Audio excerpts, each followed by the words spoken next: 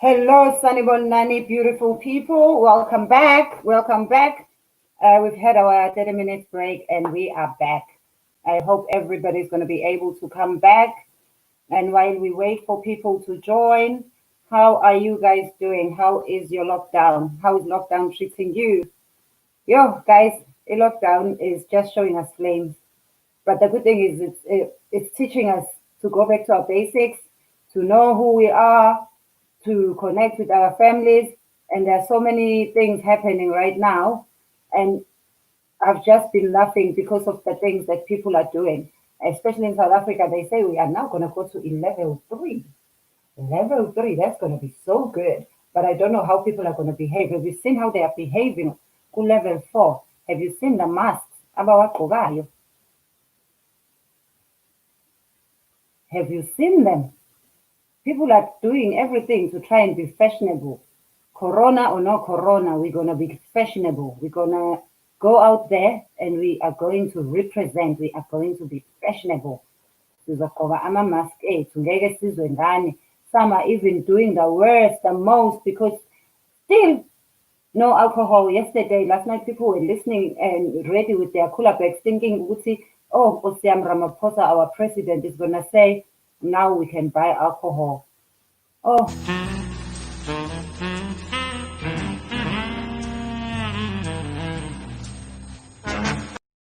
it's sad. Do we really need alcohol that much, though, guys? That people are complaining about alcohol, and then we have those people who are extremists about COVID, who are extremely scared when they go out and they make sure they are 100%, 110% protected.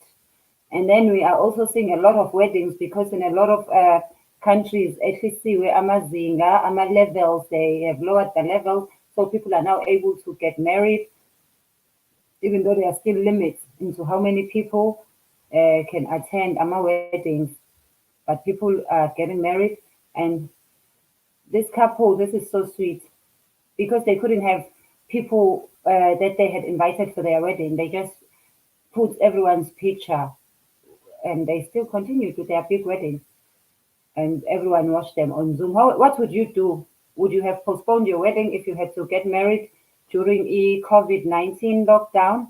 Or were you gonna still get married and say, I so bona call? Without further ado, let me welcome our guest for tonight, Thokozani Ndaba. Thokozani Ndaba is not only a friend of mine, she is a scholar. I think that's the right word. She's very well educated, internationally educated, and she's used her education to become a philanthropist. She does a lot of things for our communities. When there isn't in our black communities, some of you always ask, why you nikhuluma isiNgisi, nikhulume nesiNgisi? We must accommodate other people, guys. We must understand that Zulu is not the only language in South Africa. We have 11 languages, and don't blame us. Blame those who came before us, because English seems to be the only language that connects us, the only language that a majority of people can understand. Plus, also, it helps us to be able to reach out to other parts of Africa and other parts of the world. So please do bear with us. Ngiyanazi ukuthi ninjani phela nina. AmaZulu and they are Zulu. They will bangakudla bakufele bathi nje sisithenjiwe yini, have you forgotten your root, have you forgotten isiZulu, why ukhuluma isiNgisi ukhuluma nomuntu wasekhaya? Ngiyanazi phela mesenenza nje Ungasikhuluma isiNgisi. But I just ungasikhuluma isiNgisi. I just wanted to ungasikhuluma isiNgisi. I just wanted Yabona-ke ngiyazazi iy'nto zenu umuntu nje angazayibone sencwabeke ngenxa yokukhuluma isiNgisi. Let us welcome our guest, Thokozani Ndaba. She will introduce us to who she is. Thokozani. Thokozani. Hello. Thokozani, can you hear me? Hi, Thokozani. Yes, I can hear you, but yes, now I can fully see you and I can hear you. I think people are going to be confused, especially given the show we had just before this one. Mangithi Thokozani, they're going to think now Thokozani Mokoko. Thokoza. Thokozani, omunye ugogo. Thokozani, please introduce yourself. I want you to tell us everything about who you are, what you do, and yeah, please.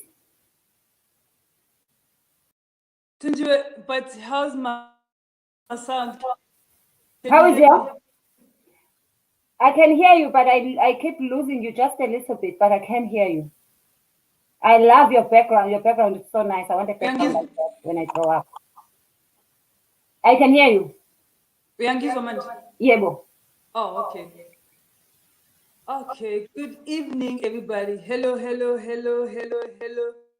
Sanibonani. My name is Thokozani Ndaba, as Thenjiwe has said. I work as an applied drama and theater practitioner by profession, but I'm also a human rights activist. And yeah. Are you there? Can you hear me? I can hear you. Abanye abantu bayayibuza ukuthi drama and theater practitioner yini leyo thina we know abantu who do drama, we want to see them on TV, we know them as actors. What does a drama and theater practitioner do? Well, we use theater as a tool for different. I use theater as a tool for social transformation, healing, and personal growth. And we also use theater in the classroom, where you use drama and theater to teach and educate as a tool, as an educational tool. Yeah, so drama is not just for acting, it can be used as an educational tool. Can you tell people ukuthi lo maqinasa uThenjiwe umazelaphi? How do we know each other? Where did we meet? Pardon? You didn't hear me. Ngithi mina, can you tell people ukuthi mina nawe sazanelaphi? How do we know each other? Where did we meet? You and I. So umngani wami wakudala lona. So Thenjiwe. I met Thenjiwe many years ago in like late 90s when we both studied at Durban University of Technology now, to the young ones, but it was called Natal Technicon at the time, and we both did drama, and yeah, we were both drama students, and umakhosi lenqeda ukumbona naye uMangcobo Don King besisonke sifunda sonke Natal Tech, so that's how I know Tay from school, and she's always been the funniest in class. She was always in. It's a new thing. So it's such an honor for me to be here and be able to be sharing this platform with you, my friend. And we've been friends for so many years, and now we're here together. I know, and you know what's funny? You find people asking you, when I tell you how to come, you know so many celebrities. I'm sure you go through the same thing. When I tell you like celebrities, but they don't know these are your schoolmates. These are people you grew up with. These are people you sat with in a class and did the same thing. Ngibazi kudala labantu bengakadumi noduma. Yeah. It's so nice to celebrate each other, you know? And it's such a powerful thing to see where we've come from. And most, especially in our times, drama and theater, it was just like so taboo that even in our families, emakhaya nje ukuthi uyokwenza idrama nje bekuthiwa nje ngeke nje umusha imali esikoleni mase uqedile uzosebenza apho uzoba yini. And the other thing at drama school, they didn't prepare us that when you go to the real world, nobody uses professional actors, they use famous people. So we were hit with the big disappointments, but we had to find our ways and find ways of coming into the industry or use our techniques in different ways, like you in comedy now. Like I use theater to transform communities and heal and make a difference, you know? So we were not prepared that when you finish, you graduate from drama school, you go out there They don't not looking for your qualification. They're not looking for your talent. They're looking for people that sits well with them, people they like. And it becomes very And sad. I would say also, it should be the same. Imagine if in the medical profession it was the same. Doctors go to school, study to be a doctor, graduate, and then they come to try and work in a hospital and they are told, because you are too dark, you are not tall enough, you can't, so we're going to take someone who didn't go to medical school. Even lawyers, I think it's very unfair. Imagine if all other professions worked like that. And if you don't need to go to drama school in order to become a professional actress, then why are they wasting our money having AMA courses in drama schools? Why am I paying the same at university as someone who's starting to be a lawyer or an accountant if I can be what I'm studying for exactly, without going to uni? exactly. All my life, all I've studied is drama and theater. So from Natal Tech, I went to Vets, did my honors. From Vets, I went to NYU, did my master's on using theater and education, using theater and communities, using Mm. applied drama. That's all I know, that's all I've studied. But instead of people reaching out to me for those kind of opportunities, they will go somewhere else and seek somebody who can speak better than I do, who In their looks ears, who sound for them. Nobody speaks better than you. It's someone of their choice. We all speak. We all unique. exactly. We are all unique in the way we No, but speak. you know what shocked me the most with the industry? They will have auditions and they say, okay, we want somebody who looks like Beyonce Hey, or whatever. But can that person act Beyonce's part? Doesn't hey, matter if they look like her. You can trust hey. anything and transform me into character. But why a certain way and jeans and Yeah, it's just so sad. It's one of the hardest professions, and the hardest thing also is that it's a calling. Like people will ask, then why did you do it? But yep. and then after a DUT, which is now DUT, it was Natal Technique at Zetu. Where did you go? What did you do after that? Where did you study? Because I know you've studied a lot. I think you are my most educated Well, friend. besides that,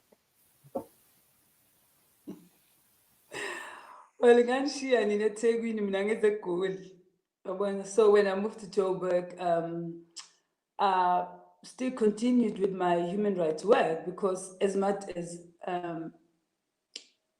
I say for me, drama and theater lives in me, you know, because I found theater and drama at a very young age when we used to have community halls that were a seek refuge for me in what I was struggling with as a young person at the time. So I use theater as a refuge and it helped me a lot. But also, which is why my work right now with young women, I tap into theater because I know when I was their age, how it rescued me, how it helped me. So when I left DUT, moved to Joburg, started pursuing my human rights, you know, it was also human rights lived in me, like activism lives in me because my mom was a factory worker and my mom used to take me everywhere to marches, to whatever she was COSATU. So fighting for other people's right and fighting for my own right is what I grew up doing. So infusing my beliefs and rights with the love of theater was so powerful for me. So after DUT, like I said, I work with different organizations, gender-based violence, to end violence against women and children, and in the struggle for the LGBTI community. At that time, it was hard. And then I went to VETS to pursue my drama and theater, now looking how we can use drama and theater within the activism sector. We can use drama and theater to bring change and to the work that I do. So I did my honors in applied drama and theater. I was part of Drama for Life. We're the first group that pioneered Drama for Life at Vets University. So we were at our department there. From there, then went back to work in organizations, and then now bringing theater like full time and drama as a facilitation tool for dialogue, for different things, for issues that arises within marginalized communities, to help people find their voices, just in so many different aspects in life where people find healing, growth, and all that. And yeah, and then I had an opportunity where I got selected by the Ford Foundation to receive one of their scholarships to pursue my applied drama and theater now at NYU. That's where I did my master's degree on applied drama and theater in education and communities, meaning that we can use drama and theater, like I said, to transform, and also we can teach maths, we can teach science through theater and drama. And it's one of the most powerful tools because when you think about it, it engages people. It's a two-way thing. It's not a one-way thing where a teacher is standing on her own and the kids are just sitting there and listening, blah, blah, blah, blah, blah, blah, and then they have to respond by answering to a question, whatever answer she says. But with using theater and education is different. It gives the learner the voice from the beginning. It makes you feel like you have something to give. It's not only the teacher that holds information, your knowledge is also important and you can bring it on the table. So we meet the teacher and students, they meet each other halfway, you know what I mean? Which is so powerful because with the drop and technology that is there, and the schools are teaching like it's 1650. It's part of the problem that we face in education, but hopefully they'll see the importance of the art, and hopefully they see the importance of the art now during the COVID, because entertainers are people who are keeping everyone alive, because the level of depression, when you think about what people are going through, this is new to all of us and it's a shock in our system.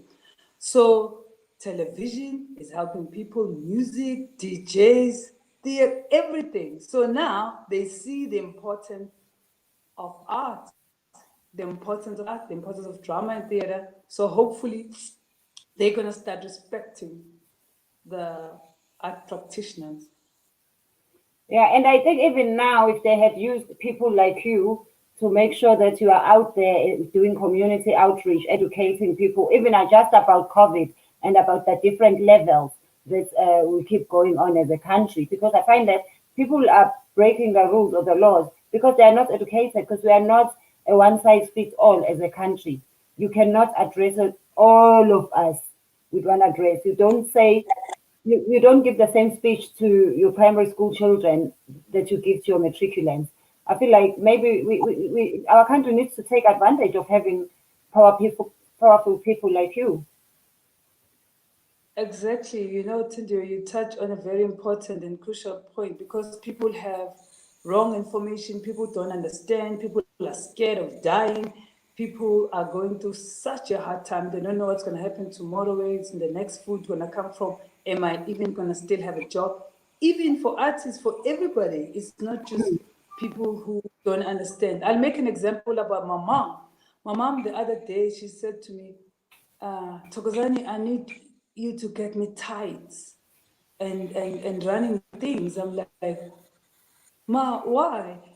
She says, no, the president said we must go on the street and run.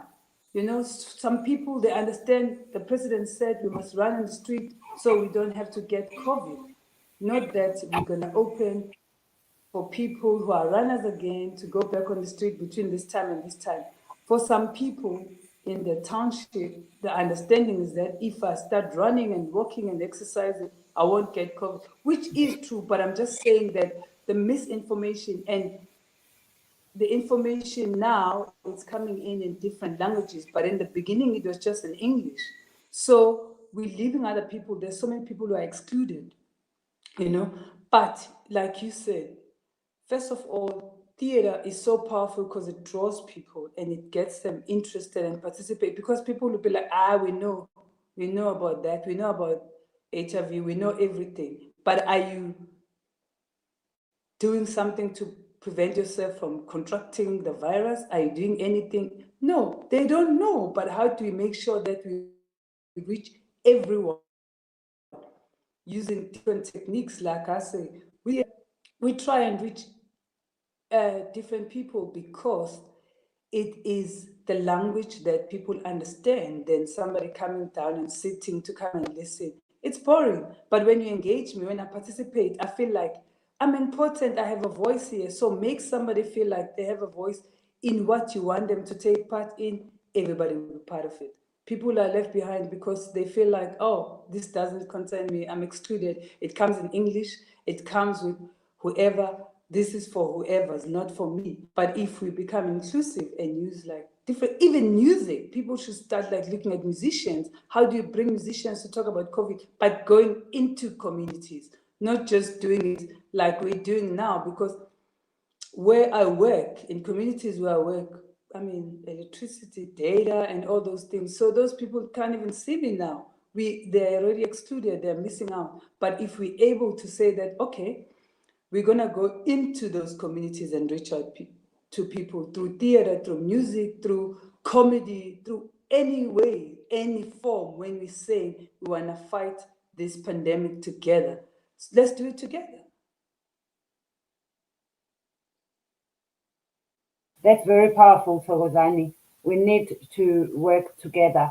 And can you please, because I'm very interested in the charity work that you do. Thokozani has a foundation, the Hallo Foundation, that does amazing work. That guys, please support it. That Hallo Foundation, you will find it on Instagram, and you'll see. Because I will not be able to show all the work that they do here, but I will let Thokozani tell us what is the Hallo Foundation and what do you do. Well, the Hallo Foundation, it's it's a drama and theater initiative that uses drama and theater to help young women find their voices, find themselves, who they are, teaching them about self-love and self-respect, and just to help them deal with the issues they face in their everyday lives.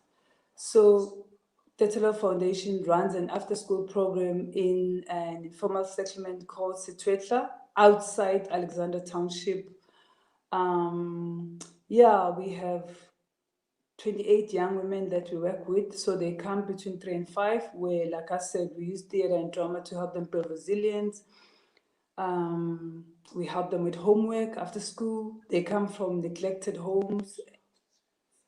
And also, when you come back from school and you live in an informal settlement, there are no activities, there are no parks, there's no internet cafe, there's no libraries.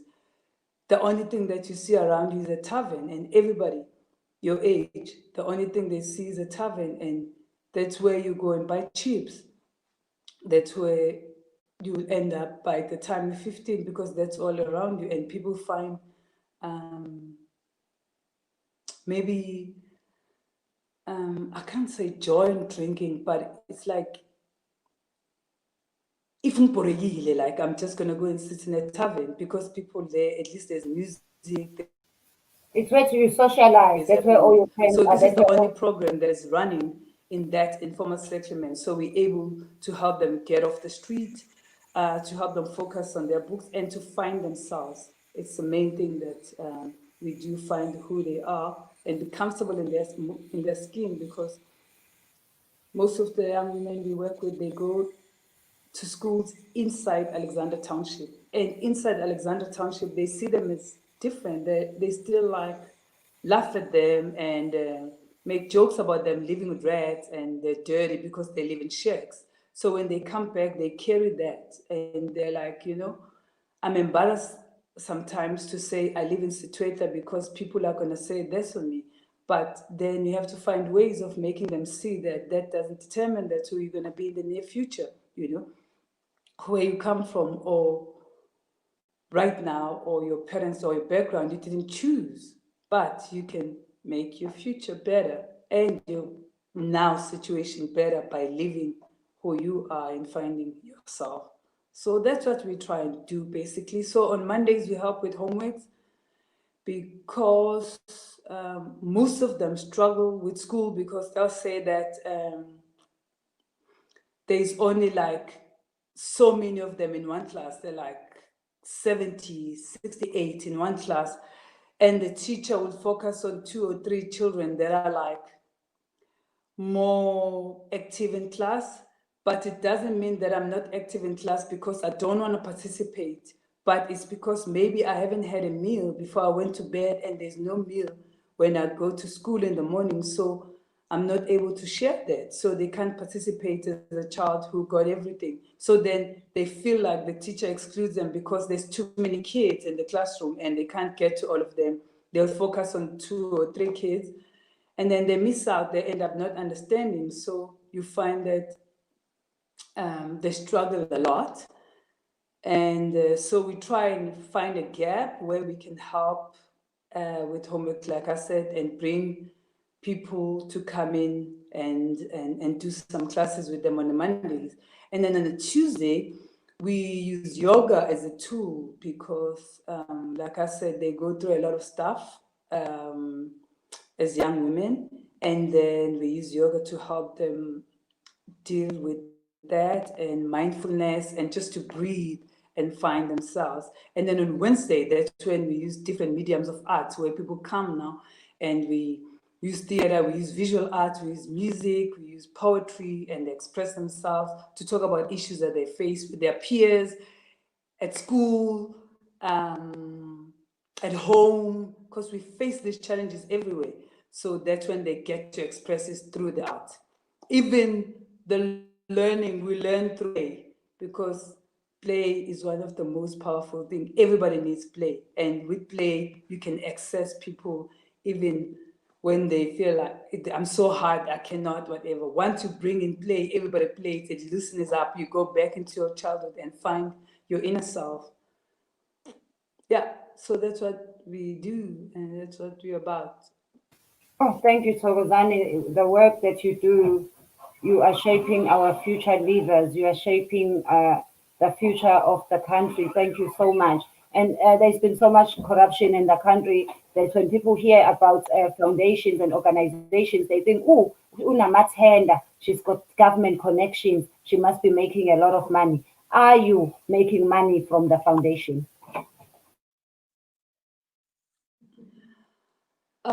My organization survived through donations.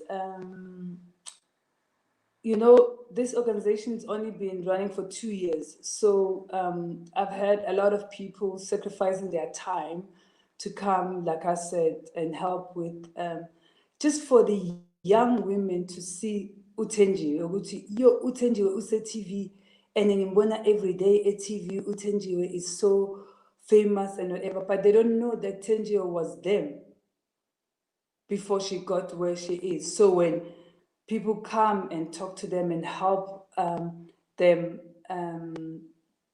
to understand where they are and see them, because when nobody sees you, it's the most hurtful thing. Because I will just speak a bit about isiZulu. In isiZulu, thina Thenjiwe, we say sawubona, I see you.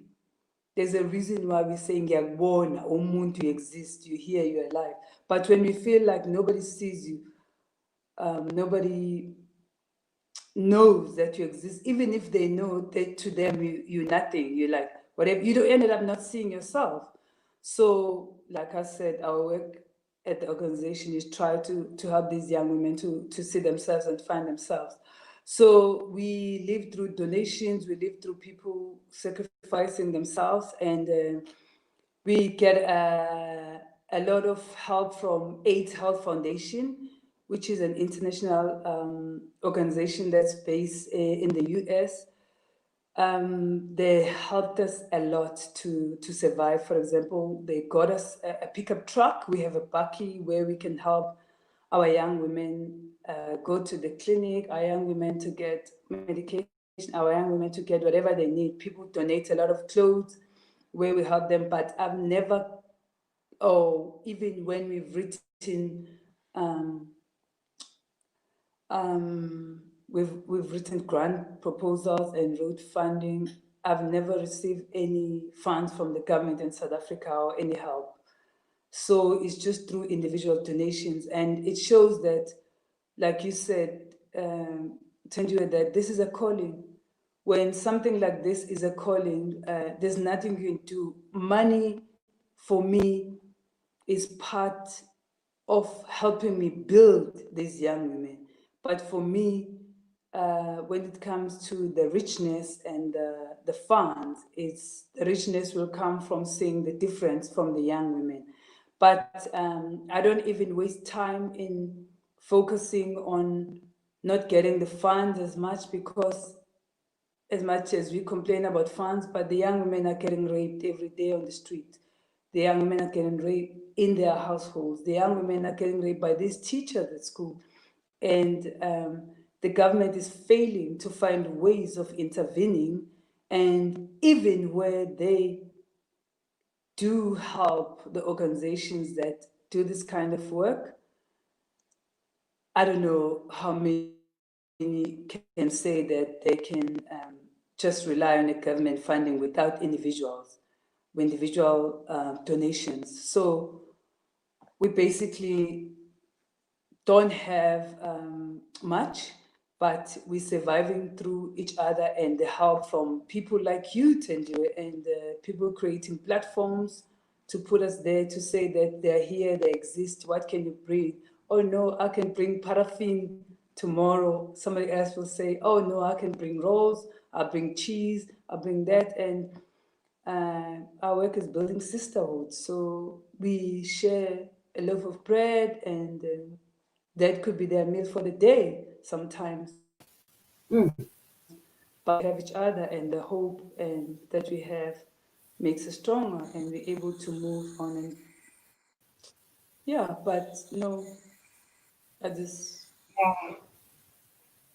The plight of a black child, guys, we need each other. It's in our hands. The government cannot help everyone. I did a show, I think, was it last year or year before last? My comedy special was Wrong Role Models. Because I grew up in the township, I grew up Kwamashu. And growing up, I had absolutely no role models. The only role models I had were the wrong ones.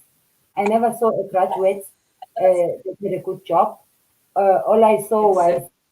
a Marcella, guys who steal cars, guys who rob banks. They had the good life in the township.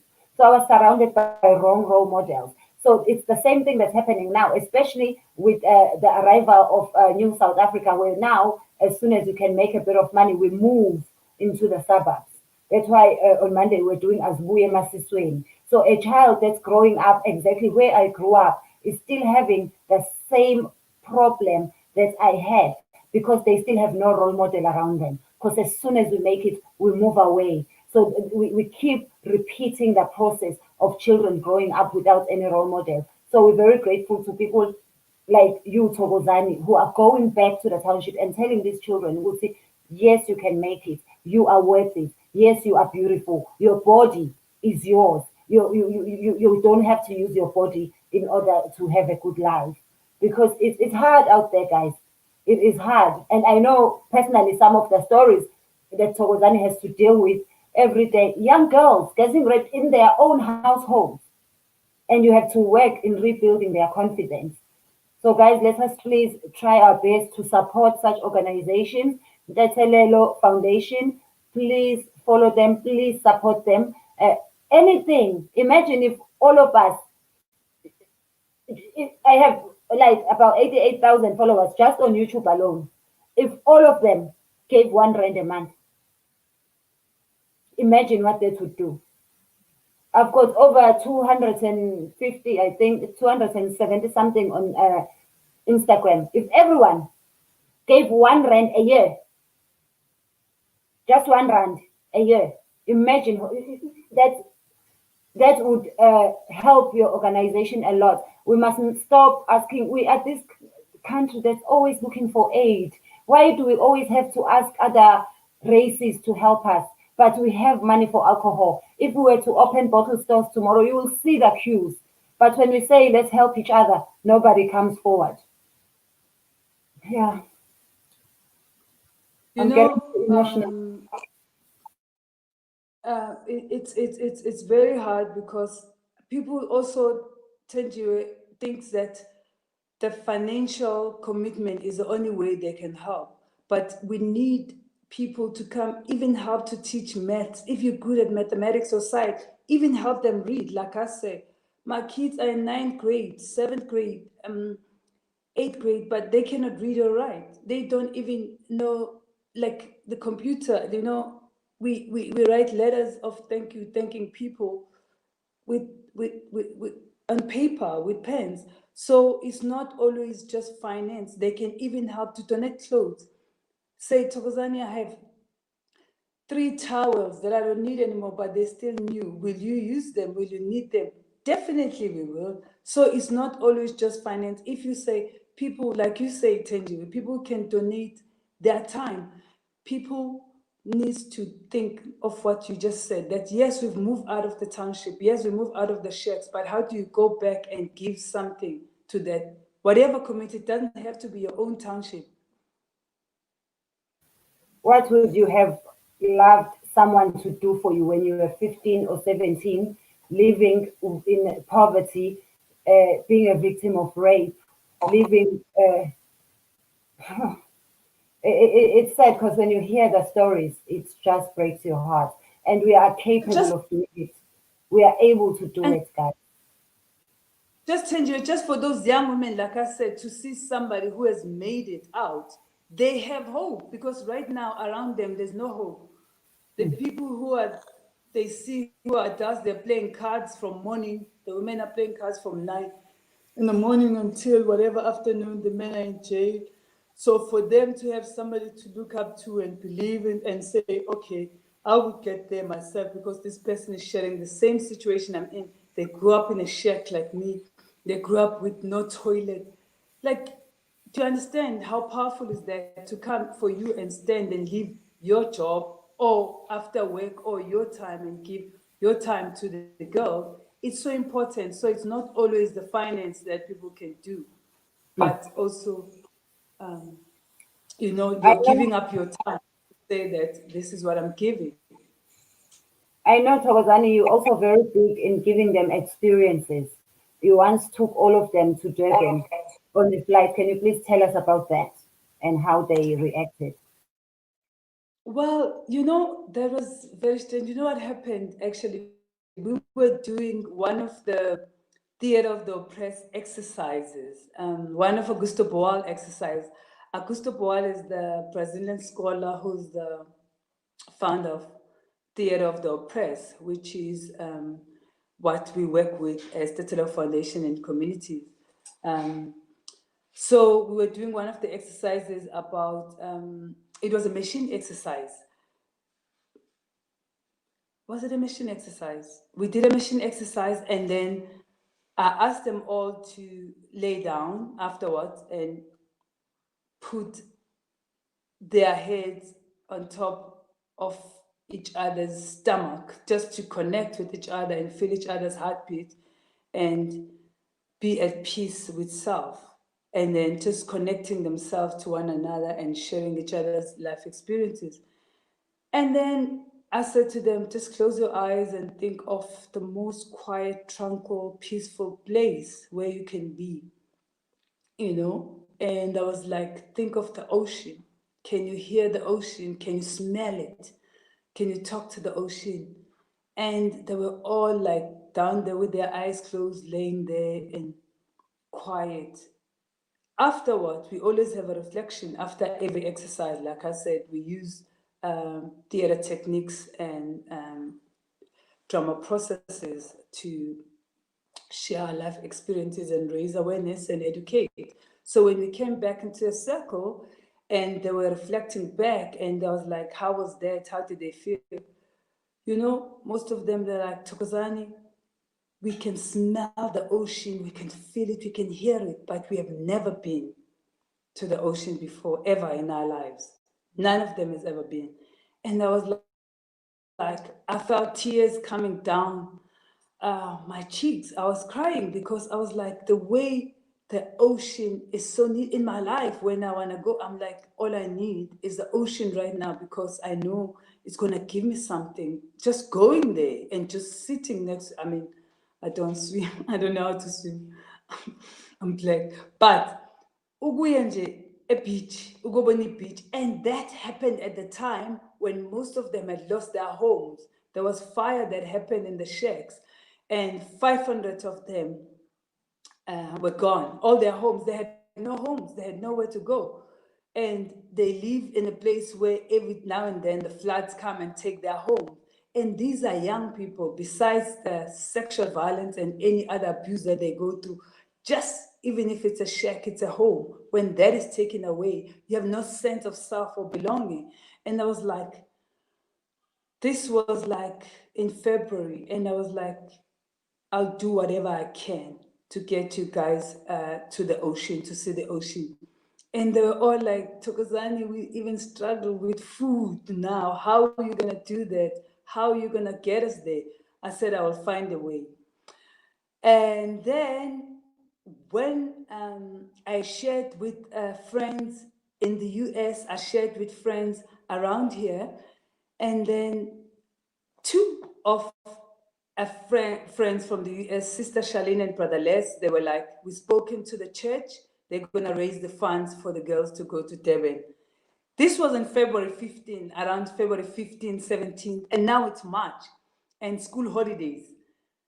My girls were able to go to see the beach because individuals in a church in Brooklyn, my community where I lived when I was in New York, they donated to say, we're going to take your kids in Durban. They paid for the hotel, they paid for the food. My kids had their own rooms. They never had their rooms because where they sleep on the floor and with rats, and it's one room where they live. My kids said, you know, Thokozani, the main thing was having a flushing toilet for the first time. Never mind the desserts and the pool, but just the flushing toilet and the shower for them was the most important thing. And then there was desserts and whatever. And that happened because somebody said, I will help you get them there. They got individuals to donate. It's not even about giving the money to us. It's paying for the hotel and whatever. And when they said that, I was like, oh my God, I can get my kids. They're going to pay for the hotel. But the bus was 30,000 or more. I cannot remember. And I was like, how do I take these 32 young women now and 4 child mothers who's going to help me, who can swim, and people who can help me look after 32 kids? I bumped into somebody who introduced me to this incredible, amazing woman, Ugugu Zuma Ncube. And ngihlangana naye eSandton. Athi mangimtshela istory, but Thokozani, you studied in New York drama, Ugugu did drama and whatever, and then they're like, yeah, Thokozani is actually trying to raise funds for the bus for the kids to go to Durban. She was like, I'll speak to my business partner, I'll pay for the bus. Thenjiwe, she paid for the bus. She took my girls to Uzalo set. They met all the actors interacted with them. It was so beautiful. It was so healing because they needed that kind of healing from what was happening in their households. Do you understand what I'm saying? From the pain they were feeling of not having a home and a shelter to going to the ocean and the healing that happened there. For those kids, nobody can take that away from them. And that happened because individuals donated.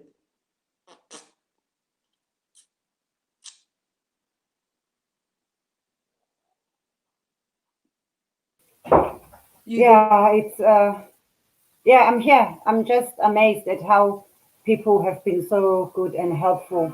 Guys, this is the link to the Telelo Foundation on Instagram. Please do follow them and try your best to make sure that you contribute whatever you can. And this is their website. Please also go on their website and and see how we can help. Together, we can really help. And also, Thenjiwe, I just want to tell them Tetelelo means forgiveness. How do you move forward? How do you forgive ourselves? We can forgive ourselves so we can move forward, and and heal. Because the people who harm us and hurt us will never come and ask for forgiveness. And also, we are shamed in our household, we are shamed in our communities. These young girls getting raped to say, what are you doing outside at night? Why were you dressed like that and sitting like that? Right now, during COVID, we have situations where these young girls in their homes and shacks, old men, the parents have to find ways of making ends meet, so they'll be selling umqombothi ekhaya.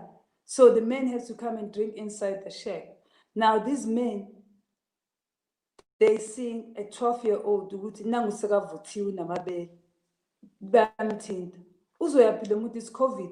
You're telling them that they must social distance, they mustn't go out. How do you work that situation out?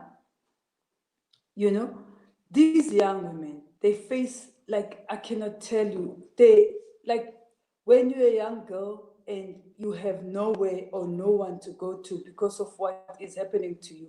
I know, because at my age, my mother was working in a factory. She had no time, she had nobody. She was just trying to put bread in the table.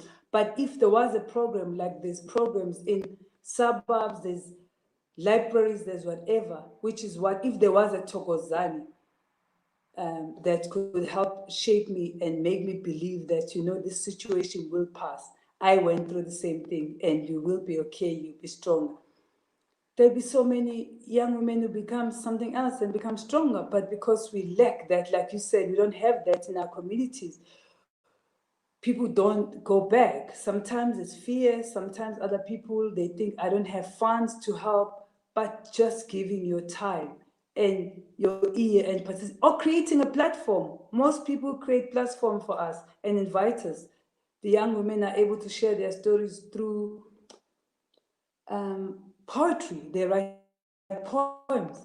We are part of, we do courses with the market photo workshops where they tell their stories through photography. And now some of them, they didn't even think that they could be brilliant photographers. Now they know that tomorrow I can be a photographer. Now we've worked with one of a friend who's a visual artist, Lady Scully, where she helped them talk about their human rights violation stories.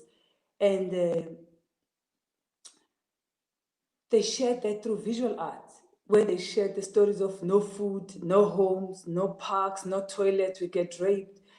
And we were part of the Human Rights Festival at Cornhill, and people were able to see that, wow, this work is by these young women, and they're sharing their life stories, they're talking about themselves. So that also why I'm bringing that in, it also takes us back to the power of art, like what we're saying, that we can use the art right now to try and fight the pandemic that we're facing in this country. Not just through Zooms, not just through the media. Yes, we can use social media too as a tool because we're able to reach so many, but there's so many that are left out, that we're excluding. Yeah, that is so true. So for us, the art has helped us in building us, shaping us. I know it did it for me. So that's why it's one of the things that I believe in, to help these young women. And in terms of now, they are saying homeschooling, teachers are giving homework and teaching children through computers, through what you call online. Does that benefit the children from such areas? In that informal settlement, like I said, it's an informal settlement. It's not like the township where there's electricity. So it's very hard because, like I said, most parents are just fighting to put bread on the table. So now the data, the phones the parents have, parents were crying to me and saying, Thokozani, I don't even have a phone that has WhatsApp. How is my child going to study now? How are they going to learn? Because the children are crying and saying, I'm missing out at school. They're already missing out on so many things in life because of the neglect. They are in a neglected area. They are coming from the marginalized, the West, in those communities, like in the township, we're in a West situation, but in informal settlement, it's even worse when you have no proper sanitation, no toilet, no running water. So thinking about having a phone with a WhatsApp where a teacher can send work and for them to access that was just impossible. And it is through crying to people and putting it on social media and individuals donating again, and organizations like I said, AIDS Foundation and AIDS Foundation, South Africa, Blackboard came together. Just people who were just like, Thokozani, we're going to help you get the girls the phones. I went to Macro, I got the cheapest phones with WhatsApp. Paid the girls 30 phones, got SIM cards, Rika, all those phones so that they can try and catch up. Then people told me that go to Vodacom and then download Vodacom app, download Department of Education, they have caps, all the syllabus, you get everything. And then we tried and do that, but now the network where they are is also the problem. And also they don't know how to work on their own. Like I've said, they're struggling in the classroom because there's so many of them. So even with the teacher, there was already that struggle, but now to work on their own, the parents don't understand. You know how hard are the homeworks that are there today? They're so hard. Now, before getting those phones, we had to get textbooks because they need textbooks and they don't come at schools. Parents need to buy through the donations of individuals. We have an artist called Fate 47 who helps us a lot, and Zan from Viva Studios helped donate for the books. We're able to get textbooks. This was before the lockdown, so they all got textbooks. So I'm just trying to show that people donating, people helping and coming together, like Blackboard did a drive the other day and got them stationaries, dictionaries. We have 10 dictionaries. We still need 20 more. That was just young women. Blackboard is run by young women among Zingisa and others to come together and say, we can do this. These are young women. We were privileged to grow up in a household that had everything. They don't have that. So we're going to do it with you, Thokozani. And we're here. If you look behind me, there's that plant there, the tulips right there.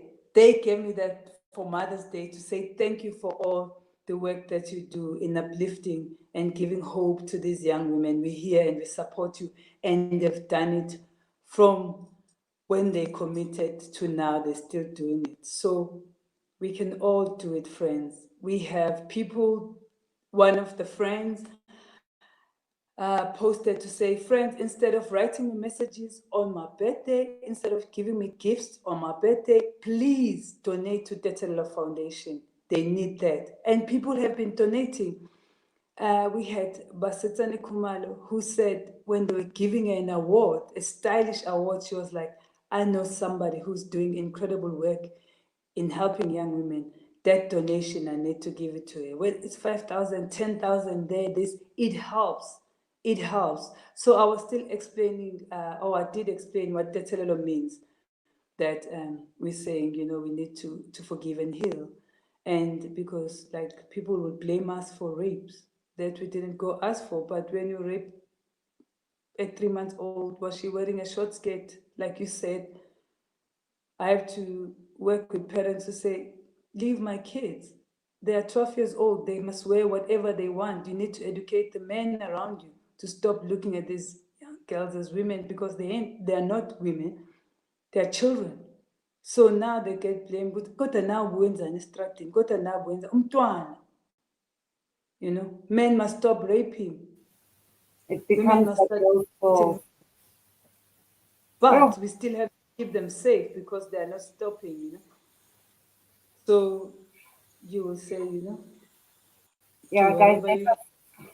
let us try to do our best to try and help people like Thokozani to try and donate. What a beautiful act of kindness to say, I dedicate this award to the Tegolo Foundation. Whatever check comes with the award is going towards the foundation. To say, for my birthday, don't buy me anything. Because so often we get birthday presents that we're never going to use. And to say, instead of giving me these gifts, because I know someone who's doing something good to give back to our people. Let's give those things to her. That's so beautiful. We need more people to think like that because sometimes people don't know. And I know earlier you mentioned Uguti, they have also to deal with the rats. Yeah, And some of my kids, they have marks. You see when they talk, in some of the videos that we have in their story, in the stories on our website, I mean on our social media pages, you hear them talking about people think when we say we live with rats, we see rats there on the streets or in the garden.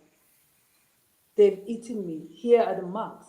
One of the girls in the group, the rats ate the sister's twins.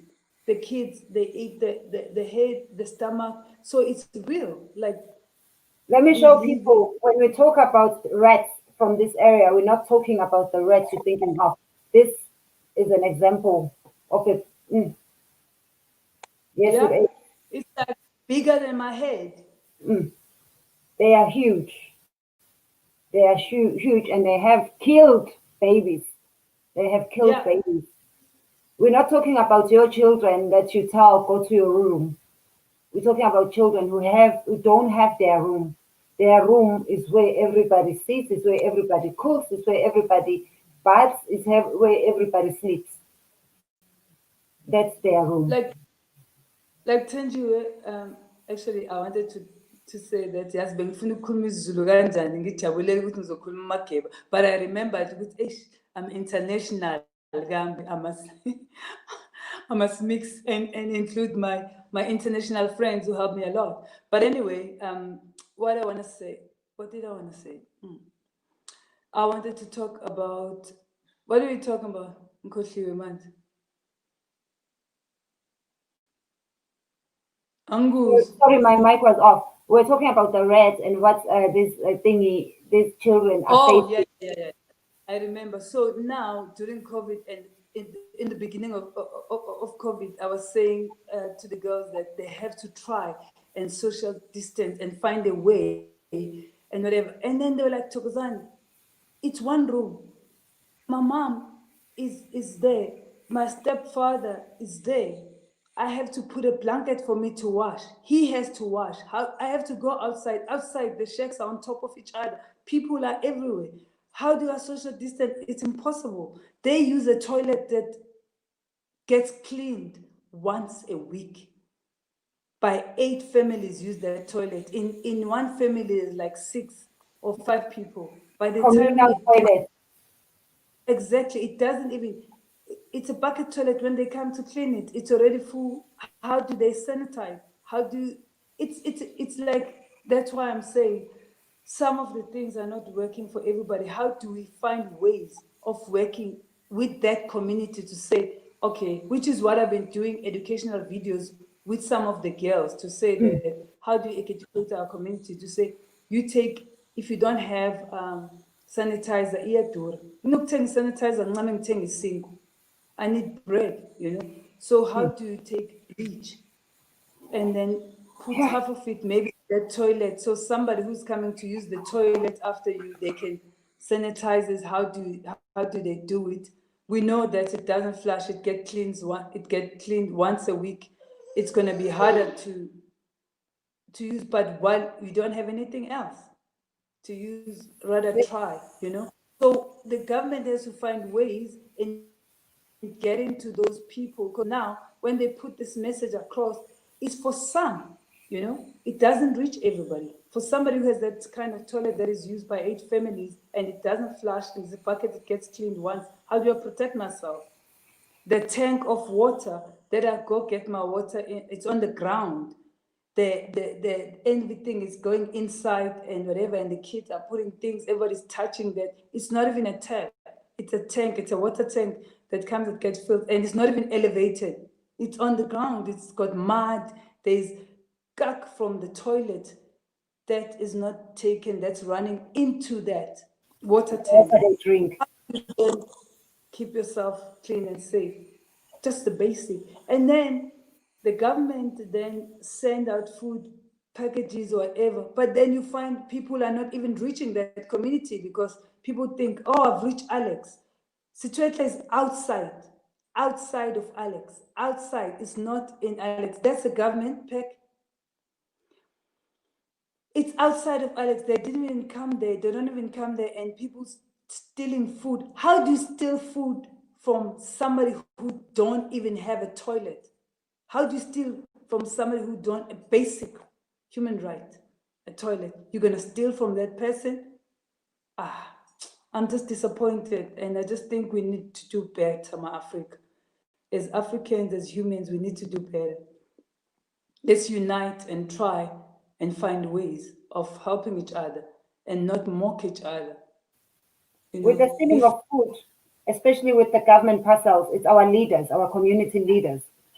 Like, That's how what they send someone people. 5 potatoes, pack of match? There is more salt than there is milli meal. Like, who opened the box and put the milli meal in a plastic bag? Like, this is supposed to last someone who's lost their job because the lockdown says don't go to work. And this is how they're supposed to survive, guys. Guys. I mean, Thenjiwe, sorry, can you show what I got when I got the donations for the people, when you show the mothers there sitting?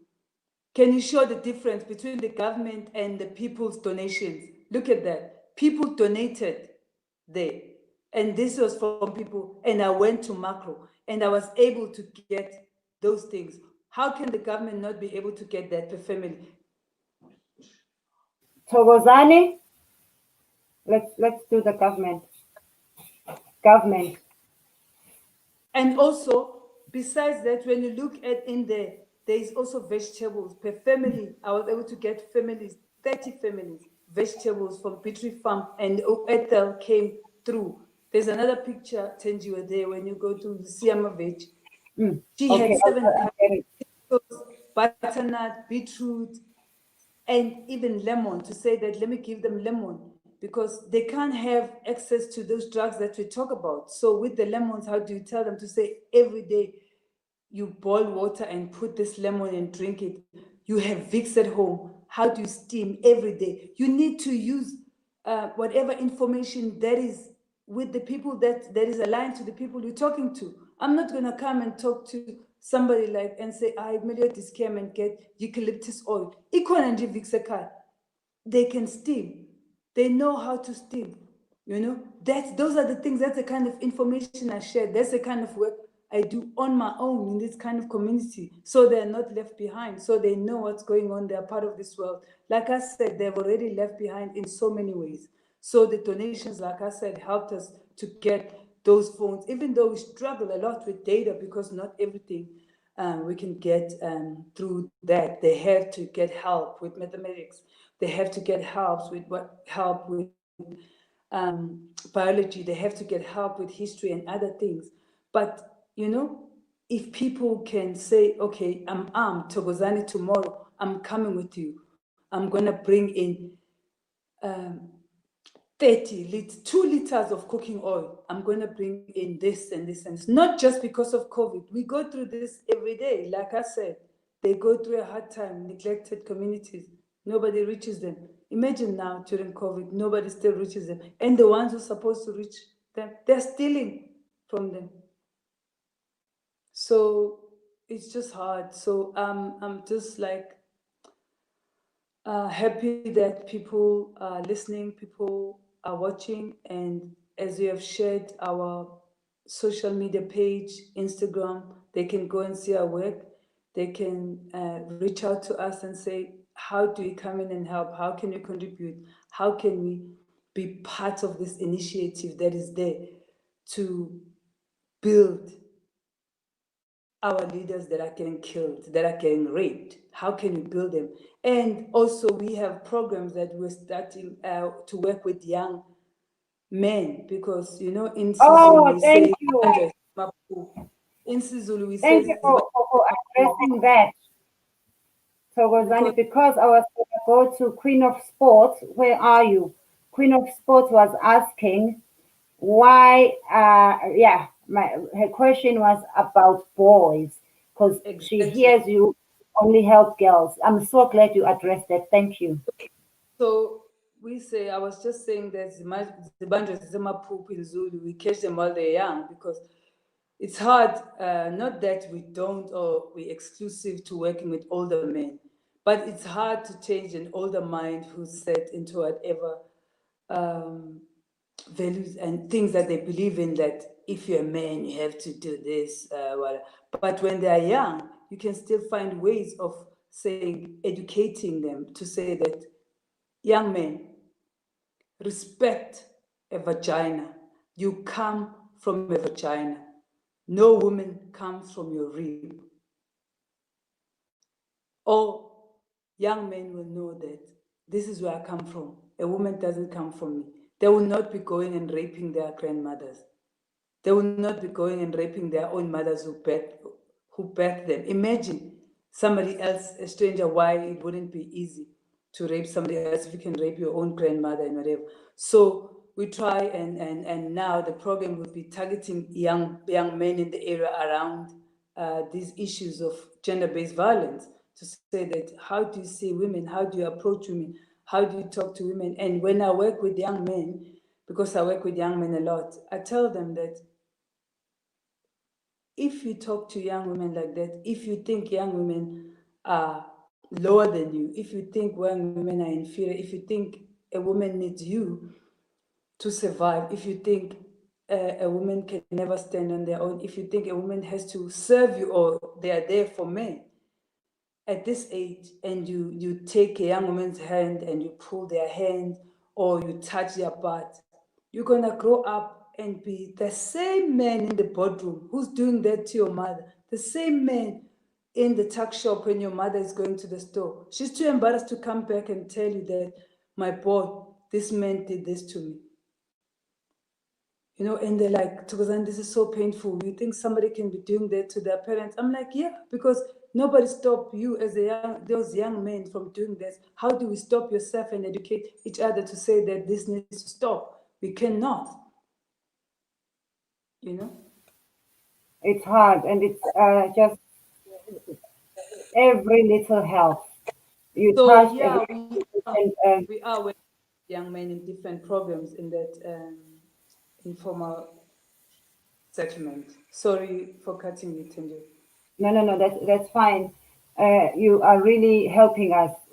Silimele singabantu abamnyama, and we need these platforms, because some of the people who are watching probably thought when I become a millionaire, I'll be able to help foundation. They didn't think the little that I have can help somebody.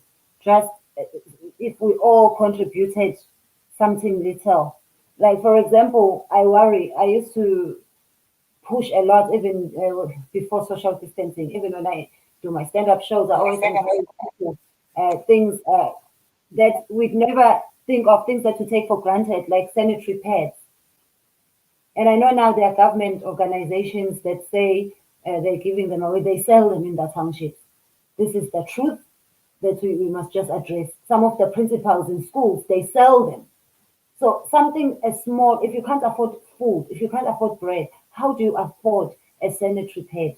And a sanitary pad is something that every woman needs, at least for a few days once a month. Imagine someone who can't afford bread. And because this thing doesn't say, you are too poor, I won't come to you. You are homeless, I won't visit you once a month. It visits every woman once a month. Imagine living in that situation. Imagine the bullying you go through at school because you don't have it all on. Imagine the bullying you go through, not because you are lazy or you know that's why you're not washing your school uniform. There's no soap at car. That's why, guys, even when you buy your own cosmetics, buy something, drop it off at the foundation. Someone else will do the same. Yes, Thokozani. What you're touching on now is very important, because That's part of our curriculum. We talk about hygiene, we talk about sexual rights and reproductive health, sexual health and reproductive rights, and all those things. How do we even get to that when somebody says, Thokozani, if I wear a pad twice, like if I like you like the whole day you've been wearing the pad the whole day at school, you come back from home and you're still wearing the pad the same day, and by the time you change at night, it's because you're going to put a cloth or whatever. But those are the questions they asked me, and they said, Thokozani, sometimes when you don't give us or you don't organize us pads, we don't have the pads because sometimes at school it's holidays. Where are they getting the pads? Sometimes the pads they give them at school, they're small, and their sisters at home, they need And to they're the share. cheapest quality. They're the You cheapest know, quality. and you This cannot is a talk sad about, situation. Some of the children will tell you, I use a sock and put soil. That's what I use as a sanitary pad. Some of them will tell you I dry it. When it's dry, I use it again. Some of them will tell you I use a piece of cloth so that I can wash it and be able to use it tomorrow and next month. It's sad. yeah, when you already have people laughing at you because of where you come from, they're already saying you're smelling because you live in a shack, and then you don't have sanitary towels, you don't have deodorant, you don't like toothpaste. You don't have soap, like you said. It's very hard. And we talk about hygiene and all that. So every month I try, like I said, sometimes we're not able to get soap. Sometimes we're not able to get whatever, but we try and say to the donations, like I said, that we get help a lot from AIDS Health Foundation to be able to help with sanitary towels.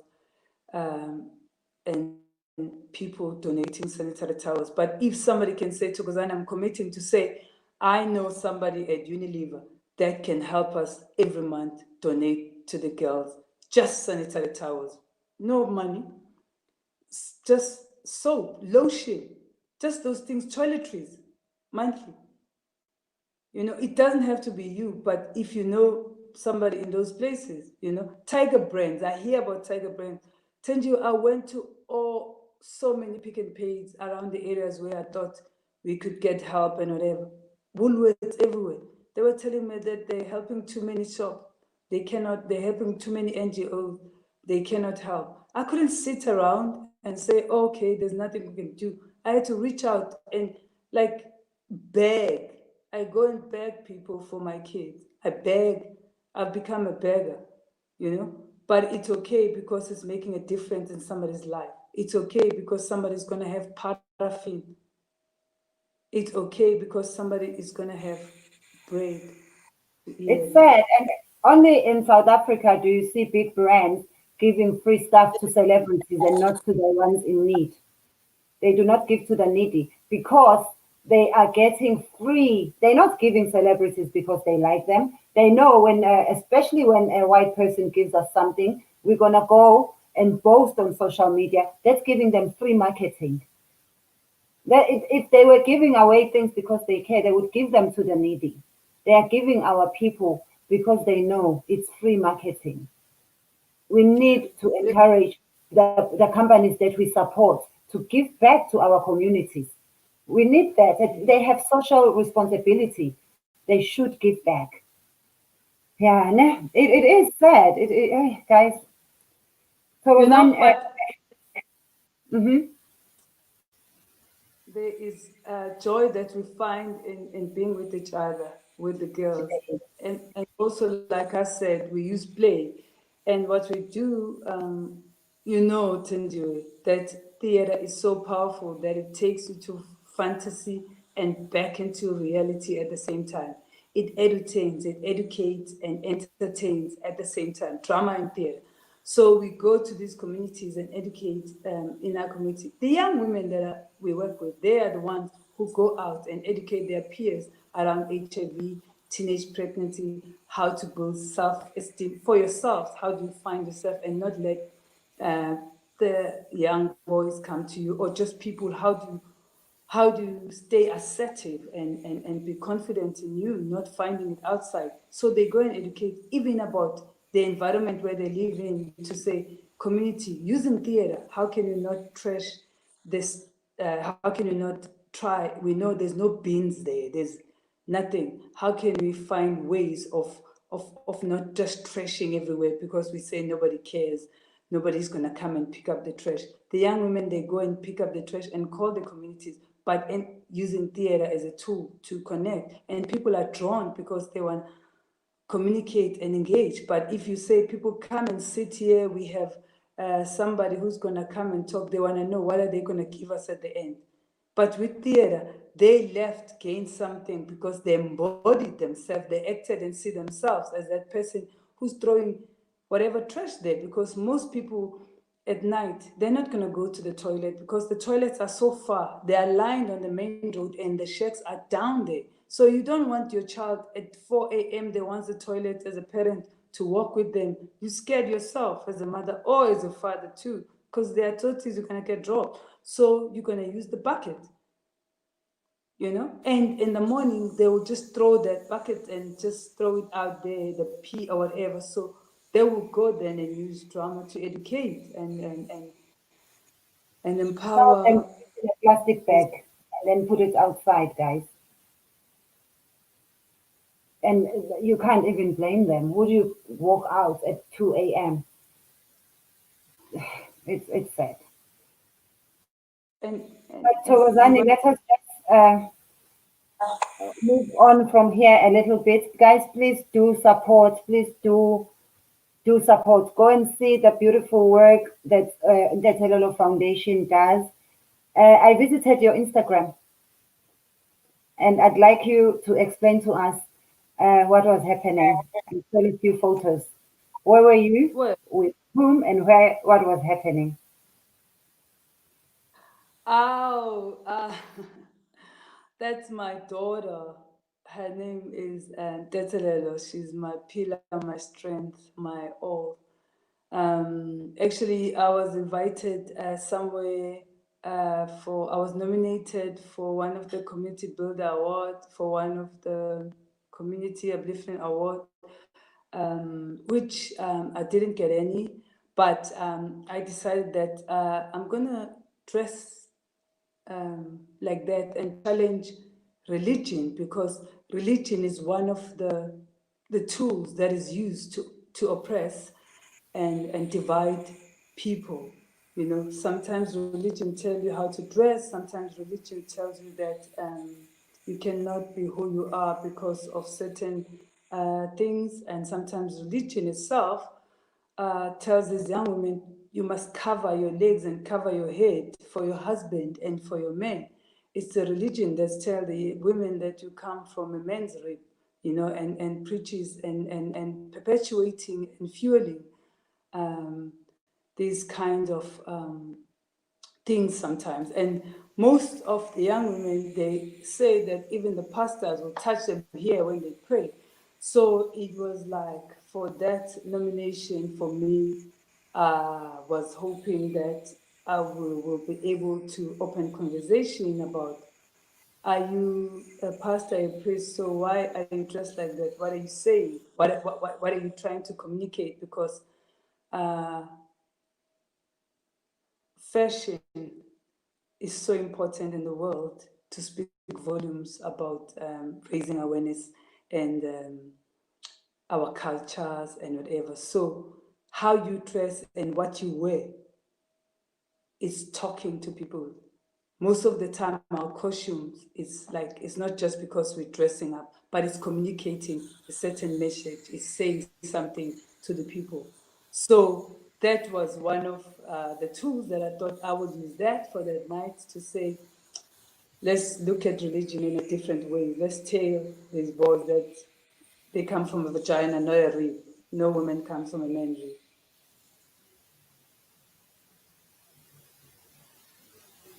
Can you see the next photo?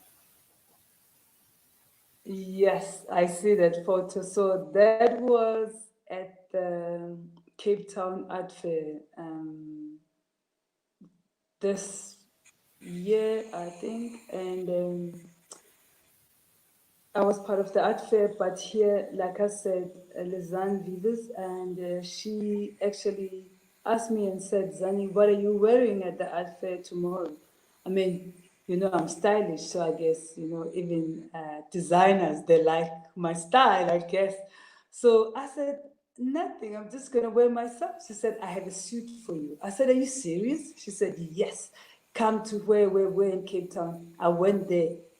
That's how she dressed me. And I was the artwork myself. People were That's stopping me and beautiful. speaking to me through the art because it was an art um, festival. It was an art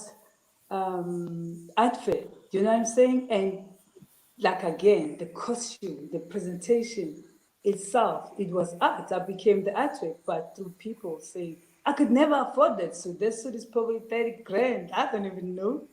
But because of somebody's kindness and wanting to do something and said, I will give you the suit. Oh, there. Here I was at the Glamour magazine because in 2018 I received a Glamour magazine award for my activism work that I do in communities. So this was, I think, 2019 or 2020. Was it 2020? And then they invited me to come and be a guest and celebrate other women who were receiving the award that year. So it was good to see old friends and other women who are in the industry and who are using art also and in different ways to communicate different messages and uplifting our community. Yes. Um, that was in Paris. Um, yeah, that was in Paris. A friend of mine said, I would love for you to come with me to Rotterdam for the North Sea Jazz, but I have the tickets and we're gonna via Paris. So I was like, I couldn't believe it. So we went and we via Paris. I got to see some of my friends. As I said, guys, I'm international and global. So yeah, there was going to Paris, go via Paris to Rotterdam. Ah, those are my very, very good friends. I've known my friend Bettina. She also uses art. Um, she teaches at VETS at the art school, at the School of Art, and she's also an artist. She does a lot of work around sound, the importance of sound, what it does to humans, and the importance of sound, how sound transforms and how we hear. But she uses art as a tool, as a teaching tool. I've been friends with her for like 20 years. And that is my friend Tandiswa. Tandiswa uses music as a tool to educate also and raise awareness about all kinds of issues, from taking us back, like you said, as Buema Siswen, who we are, and empowering other women and fighting all kinds of injustices that are there through music. Oh, and that's my other friend, Balisa.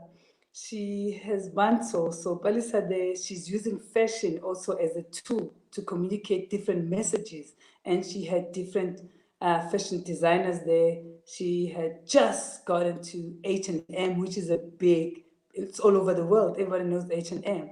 And when you use fashion in that kind of powerful way, where in Germany, they kind of see this kind of fabric and this kind of stylish at H&M. They want to know, where does it come from? What is mantle? What does it mean? And it immediately back into our culture of who we are as a people. So that on its own, it shows the power of fashion and the art in doing the work that we do. And again, art is one of the powerful tools we can use to make a difference, change the world. Yes, and education.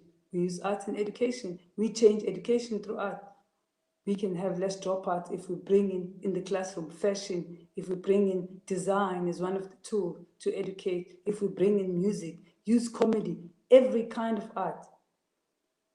kids are bored because now there's technology, there's other things in the world that they're engaging with, and we're still stuck in all the whatever years of ways of teaching. No, tap into other medium. How do you make sure that kids learn how to read? How do you bring in different music, art, theater? So yeah.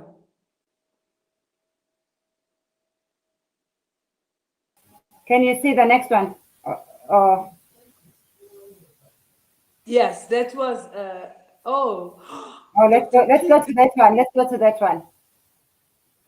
Let's Dr. start with Pierce.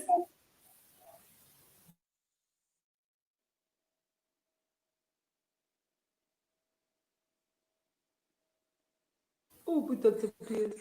I'm here. Let's start this one. Did you? Yes. So wow. Now you're taking me back to where we met because Dr. Pierce at DUT used to teach us science of speech, speech of drama. Well, we are trained theater actors, people. We are trained, like we did science of speech.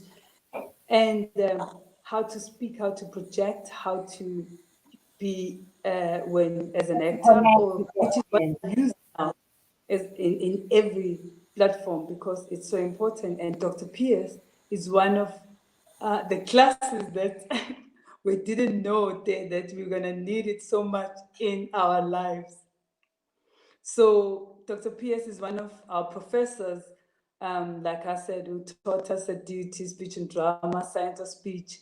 And I bumped into him on my way to Durban when we were doing like I said, when we were taking the young women to the ocean.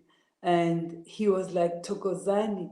I said, Dr. Pierce, do you remember me? He was like, yeah, Thokozani. I said, yes, Dr. Pierce, it's me. He was like, oh my goodness. And we're remembering everybody. Abo Portia, Abo Sia, Bonga Shive, Abo Tenji, everybody. And we're talking about everyone. And he was like, we need you guys to come back and teach at DUT because this generation needs you. And I was like, yes, Dr. Pierce, but also now we trained us to say not all of us can be in the academia. Some of us need to find ways of bringing theater back into communities where it belongs. And we are those ones who are going to be remaining communities, and others are using theater. I use theater in the classroom. I use theater in the classroom to help within the education sector, not just in communities. So yeah, it was so good to see him, and he's still there. And yeah, Nice. so DUT And guys, courtyard theater. Yep. And some of our fellow classmates are now teaching there on Dumjali. And guys, it's not a new thing for theater and entertainment to be used as an educational and as a healing tool. Look at Sarafina, musicians like Miriam Makeba, people who took us through apartheid, people who did us laugh throughout our darkest days in the country, like Ostumo. Like, even though we're going through so much, but because of such entertainment, we were able to find time to laugh, to find something to enjoy. Our artists are the ones that alerted the world what was happening here. And it's very important also for us to invest in theater, to invest in the arts. And don't forget to help the Telelo Foundation. Thokozani, any last words? What you just said, Tijia, I just want to comment on the theater and the drama because in this country, during apartheid, also people were not allowed to gather more than 5 people, so they used theater as passing the message. They use sports, they use different mediums, but now we're failing to do so. But it's one of the things that we know that it worked at the time. So now, why wouldn't we think about it and respect artists and respect art? But what I want to say that it doesn't take one person to to change the world or make a difference or change me, because we work with behavior change, because I need to change myself before I can go there and talk about change with anybody else. So if you want a shift, the shift has to start with you. So we work with behavior change with the hope that it can change the communities that we out there. So I'm just saying to people that it starts with you, you know. What difference do you want to see in this country? What? Oh, the government is not doing anything. What can you do? Let's leave the government. What can you do within your means and within your communities and within the young men around you, or just talking with young men in your household or in your community or in your area? Let's all take arms. By taking arms and saying it's standing up and doing something and joining in the forces. This is not a one-man show. This is everybody's problem. I'm not just talking on gender-based violence. I'm talking about all other issues, bringing back our culture, bringing back our language, talking, making it cool to be Zulu, making it cool to be who you are, making it cool coming from Situate, Lokutingbuye, Mashek. How do you make it cool? How do you go back in those things and try and find ways and coming together and saying, we can stop this. We've marched, we've done whatever, but let's look at different ways of making it different. Please do follow us. Please do come get involved. Please do what you can. It's not just about finance. We need teachers. We need help with different things. We need people who can come and talk to the young women about puberty. Yes, we do bring people, but don't just think you cannot come because you're not educated. You can come help and say, Thokozani, how can I help you to come and go pick up whatever or help somebody? You help somebody, go with them to go report the case in the police station. You can help them to go to the clinic and go fill up the rape form. You can come with us to court when you have rape cases. We need your support in every form.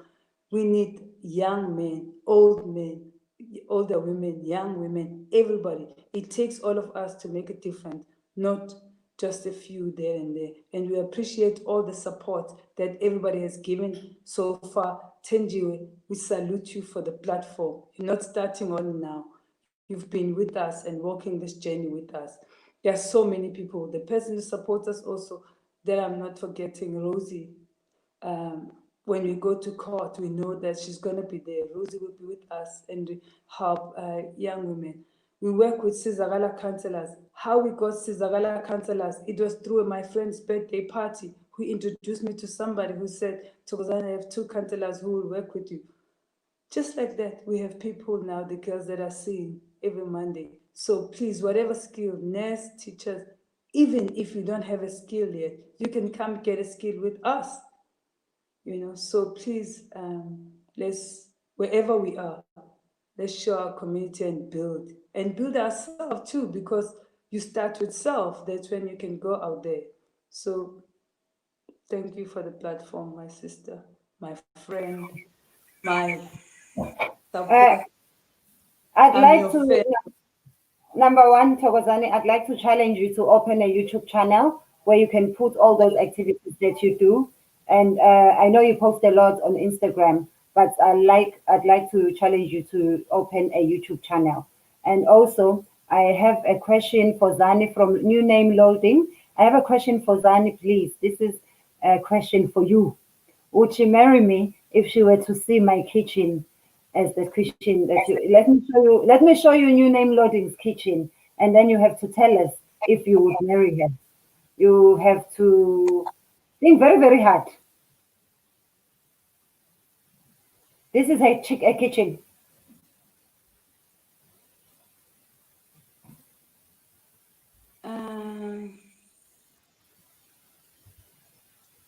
You see, Would you marry marrying, New Name Loading? marrying somebody is not just about the kitchen, because the kitchen comes with it. There are a lot of other things that comes with individual, and then the kitchen is just a material thing, you know, that we might have a kitchen, we might not even have a kitchen and just have a stove. There is a proper stove. So the kitchen is one of the things, so it wouldn't be a focal point. So new name loading, yes. Looks like she would marry you with that kitchen. There's Saif Khan who's just put his WhatsApp number. I do not know why. I do not know why, guys. So if you wanna take a As if risk, it might be a Bitcoin manager. I don't know why he put up his name. So if you wanna find out why he put up his number, yes, Thokozani. as you said that we need a YouTube channel, maybe Salif Khan or other people can help us with the YouTube channel, as you said, to set up, because we need like help and a lot of things, so people can volunteer their time and saying, okay, let me do the YouTube channel for you, or I'll help you build this or that, or do you know what I mean? So I see there are people commenting, please, the YouTube channel.